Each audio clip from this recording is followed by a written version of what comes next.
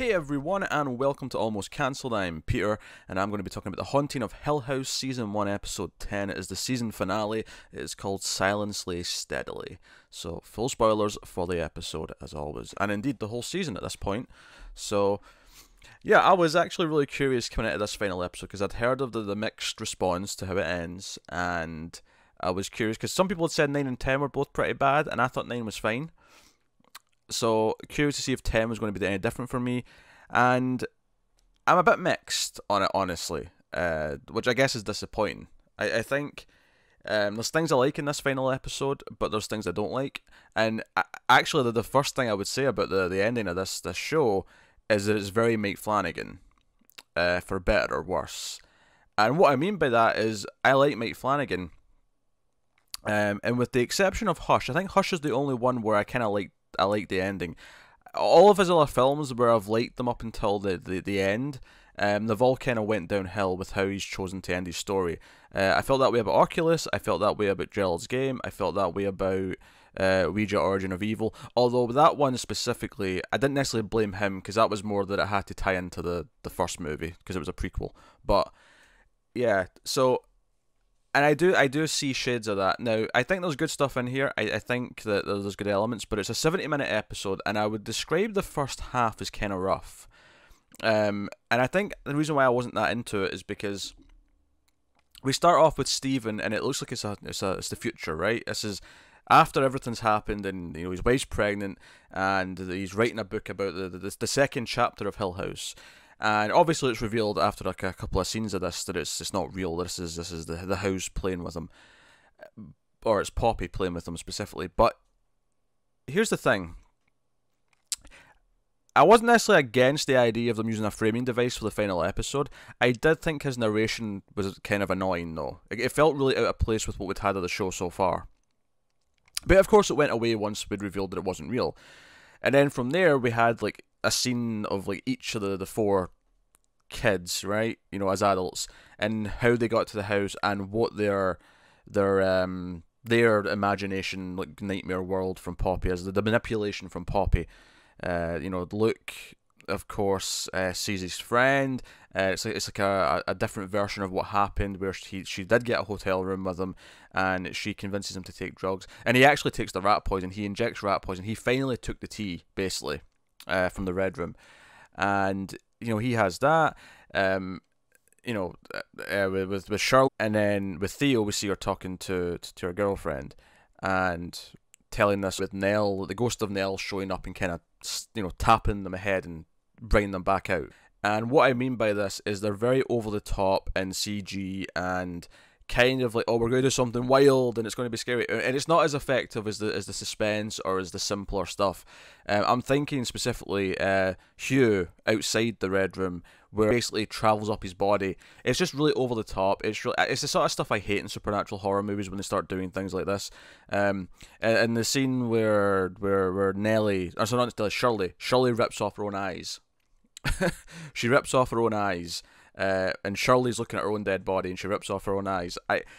It's just really over the top stuff that I don't find creepy or scary. I just feel like someone's trying really hard, and the fakeness of it just really takes me out of the moment. And it's what I don't like about a lot of supernatural horror movies, and I was really getting those vibes in this. So the first half for me was kind of a dud, and then the second half was better. And definitely because I care about the family and I care about the end of the story. Nellie, I like the scene where Nellie speaks to them all. Nellie, the ghost Nellie's in the room with them, and they all see her, and she's talking back and forth with them. They're trying to apologise, and she's kind of describing how time works in this universe. She's kind of saying that time's not linear. Time is, everything else is confetti. It's like confetti, it's like rain. Everything happens all around. This idea that there's a cyclical element to this show where... And it's a sad part where her own childhood trauma led to her death, but it's her fear of the death that sort of echoed back the way that led to her childhood trauma, and it was seeing the death of her children that helped drive Olivia mad, which led to the death of her children. There's this self-feeding circular nature to the whole thing, and I like that. I like that part of it. And they're trying to save Luke, and he eventually wakes up, and he wakes up because again Nell, and because he's back at the tea party. and mum's there, Abigail's there, young Nellie's there, and young Nellie's even telling him to go away, don't sit down, don't join the tea party, and then Ghost Nellie taps him. And so I like Nellie speaking to them and sort of like go driving more at the time stuff, but Hugh basically speaks to he speaks to Poppy first. Poppy like tries to work her magic on him, and Olivia shows up, and this seems to be real ghost Olivia, who also mentions that the Olivia that he's been seeing elsewhere has not really been her. She's like, no, that was just you. It outright confirms that, but she doesn't want to let the kids out. She's happy that after all this time the kids have been attracted back to the house, which has kind of been the plot of the whole show, is that the kids are somehow being attracted back to the house because she wants them to be safe and doesn't want them to let them go and grow up and be in the dangerous world. That's ultimately what this show is about parents being too protective or scared. Hugh and this is a pretty good scene actually. I really like Hugh saying no, they have to go out there, it has to be that. And I thought it was a really beautiful scene that played upon how much I care about the family after everything we've been through. And I do like the idea that Olivia did kind of go crazy. It wasn't necessarily just the house that did that. Like she was susceptible to what happened to her. I get that feeling from this episode. I think more than anything, is that she still believes that even in ghost form, she's not like she snapped out of it and she's fine now. Because he's not been back because he's been making sure that the kids have been protected. But now they're all grown up, he can now make the promise to be with her and stay there. So that's ultimately what happens. And afterwards when they get Lookout, and the girls take him away, and Stephen stays back with Hugh. They witness the echoes of what happened with young Stephen. When he came back to the house that night. After he dropped off the kids at the motel, he came back to the house. What happened when he found Olivia's body? And he sees this, and he even teases at one point that he sees. I said young Stephen, didn't I? I meant young Hugh. I meant young Hugh. Slip of the name. But at one point, young Hugh we think he sees Stephen almost. Well, we don't think that, but there's a fake out where it looks like he's talking to him, but it's actually Mrs. Dudley who's behind him. And basically we find out that Hugh made a deal with the Dudleys, because the Dudleys, of course, this Abigail was their daughter, this is outright confirmed, and she's dead, Olivia's dead, of course, and the Dudleys understand that this wasn't really Olivia that did this. They understand what the house is, so they're not, like, mad about that. If anything, they're almost too calm. I mean, even though they understand, I feel like they should be more frantic about the whole thing. But they make a deal with Hugh, because Hugh wants to burn the place down. He wants to destroy it so that nothing can ever happen again. But they want the house to remain because the ghost of their daughter's here. And they make a deal. Hey, we'll never tell anyone about Olivia. No one really knows about Abigail because we never sent her to school. She's not in the system. We kept her to ourselves. No one will ever know. And Hugh agrees. And it's at the end of this when we realise that Hugh's actually been dead the entire time. He's been talking to Stephen. He's been there. And Stephen, of course, fully believes everything now, because why wouldn't he at this point? And thematically, this works really well. The idea that the Dudleys are kind of the example of the worst end of this stick, right? Where they didn't want their kid to go into the real world, and that led to her death. And even now in the present day, when we see them as old people, they rush to the house as the wife is dying, as Mrs. Dudley is dying, so she can die in the house and be with her kids forever. And he'll presumably die there as well and be with them forever. And it's like, no, as much as, and I think that's one of my problems with that scene actually, is I've got a couple of problems with it, but the one problem I have with it is that I don't think the show makes it clear that this is actually a sad thing, that they have given into this, and they're happy to just be frozen in time with their dead kids forever, because, now admittedly the kids are already dead, so they can't make the right choice anymore, but it's kind of the sad extreme that Olivia kind of wanted to achieve. But here we are. And the other problem I have is thematically, I think my problem is the tone change in this final episode. The tone completely gets a lot more sentimental, and this show's not been necessarily like completely devoid of that throughout. It's had this bittersweet sadness to it, but I think it laid it on a bit too thick. It was a little bit just too schmaltzy. Alv narrates his new book, which is basically what he was thinking he was writing in the dream world anyway. Just a little bit too much of that, and it's very Mike Flanagan. It's the same thing I didn't like about the end of Gerald's Game. I thought it explained too much, and I think one of the big things is that you know, I like the shots of Stephen leaving the house. Now he's the one who's got this deal where he's going to own the house and he'll make sure it just stays there. Like, the tone of this, and the Dudleys wanting to be here because their ghost daughter's here, and Olivia being there, and Hugh walking into the red room with his mother or not his mother, his wife and daughter, like, all this stuff makes it feel like, this place is actually more neutral, and everyone's just kind of like, this is a fine little afterlife if we can.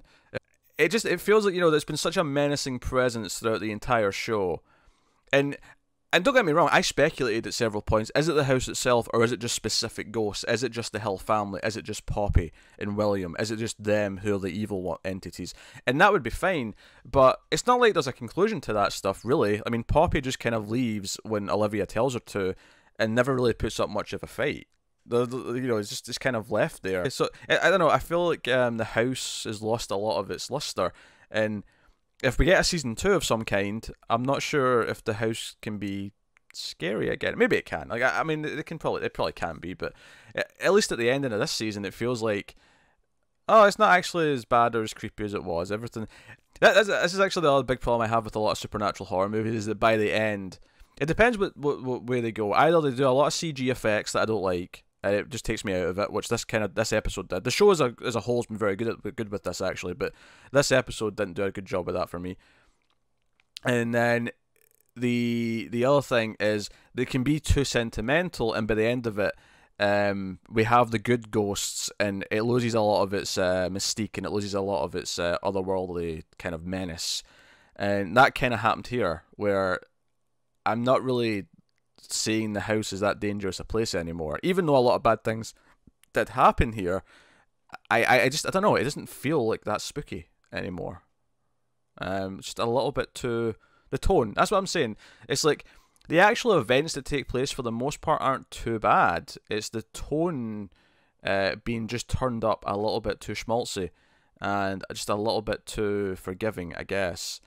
Because the actual family drama makes sense to a point. You know, the reason why Olivia wanted to keep them there, Hugh having to talk her out of it, I thought was really effective and really played off everything that we've been building up to over the whole season.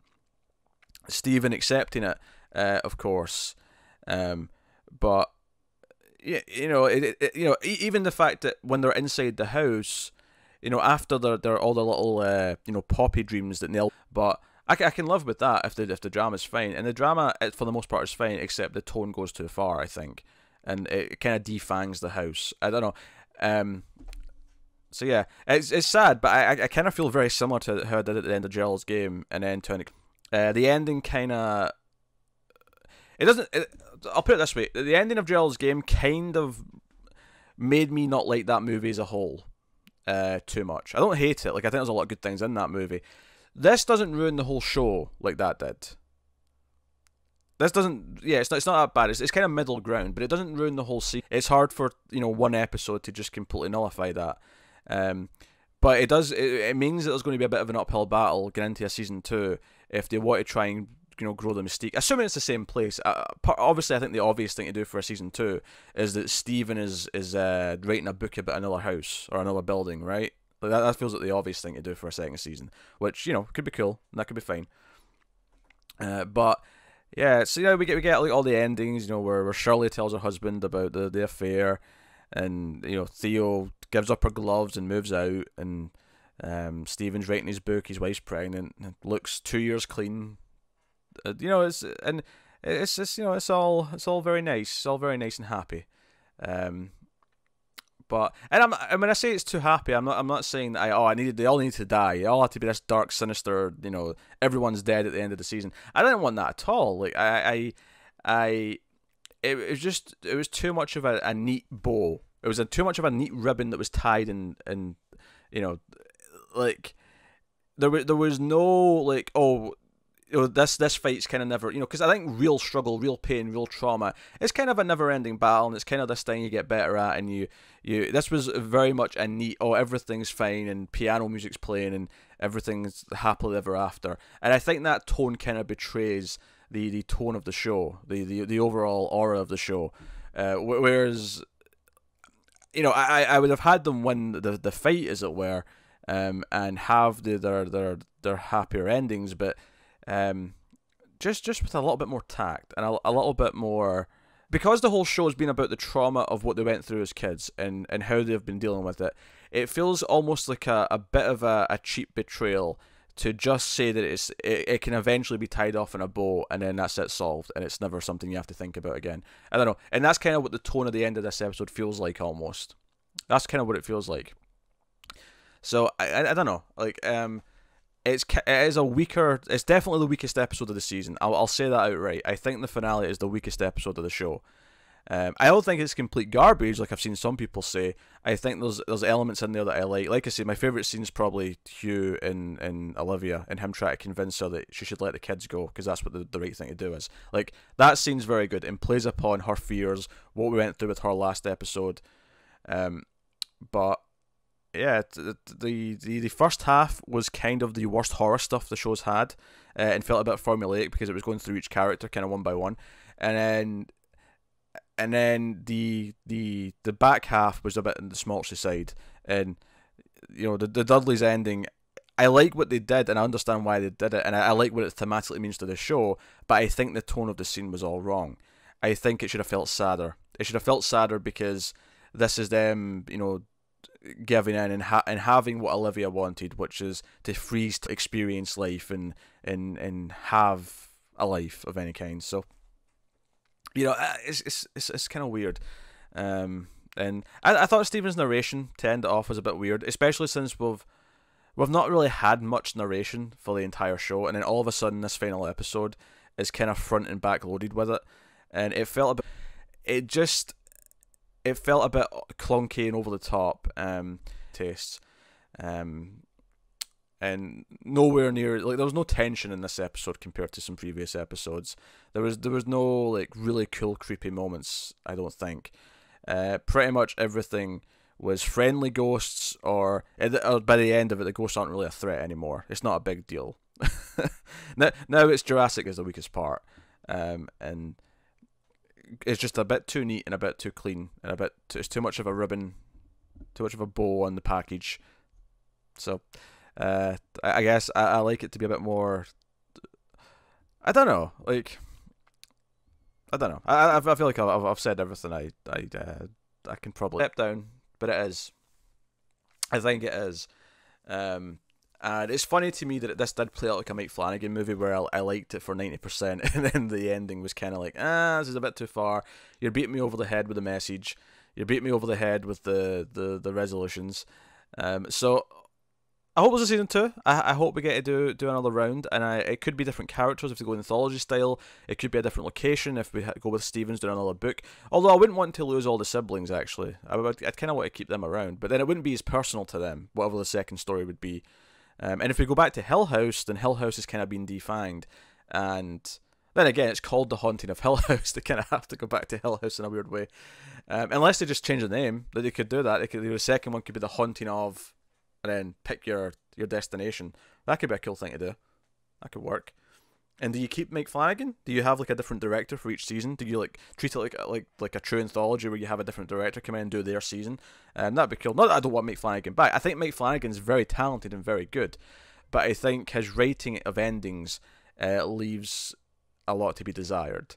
And yeah, so yeah, Haunted of Hill House season 1, pretty good. Weak ending, but pretty good overall. So I would very much be curious to see what other people think of the ending, and think of the show overall in the comments, and how many people disagree with my my assessment of the ending.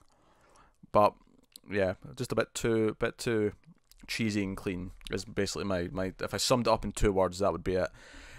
So yeah, let me know what you think in the comments, like and subscribe, all that stuff, get us on the Twitters and all that jazz. Worth mentioning, the next Netflix show that we'll be covering on this channel, and Connor will be back for that, because Connor's back from vacation now, is Sabrina, The Chilling Tales of Sabrina from Netflix. They both are coming next Friday, so Sabrina for sure I think will have a review up on the Friday, and then we'll go from there.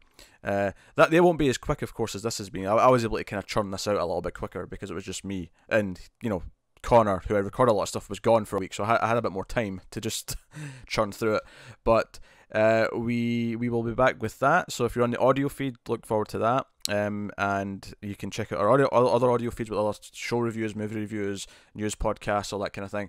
And if you're on the YouTubes, then just use me and Tim. I've been talking about horror movies all month, and there's more to come still.